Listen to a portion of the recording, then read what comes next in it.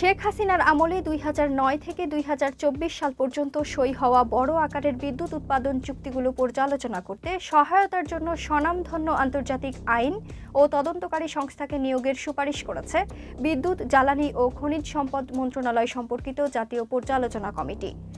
রোববার বিচারপতি মইনুল ইসলাম চৌধুরীর নেতৃত্বাধীন কমিটি অন্তর্বর্তী সরকারের কাছে এই সুপারিশ করেছে। বলা হয়েছে, চুক্তিগুলো বিস্তারিত বিশ্লেষণ করার জন্য কমিটির আরও সময় প্রয়োজন।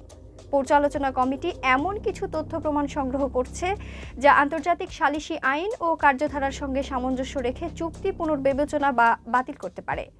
পর্যালোচনা কমিটি জানিয়েছে, এটি করার জন্য কমিটিকে সহায়তা করতে এক বা একাধিক শীর্ষমানের আন্তর্জাতিক আইন ও তদন্তকারী সংস্থাকে অবিলম্বে যুক্ত করার সুপারিশ করেছে। তারা নিশ্চিত করতে চান যে তদন্তগুলো আন্তর্জাতিক মানের সঙ্গে সঙ্গতিপূর্ণ এবং আন্তর্জাতিক আলোচনা ও সালিশে গ্রহণযোগ্য হবে। পর্যালোচনা কমিটি বর্তমানে কয়েকটি চুক্তির বিস্তারিত নিয়ে তদন্তের কাজ শুরু করেছে।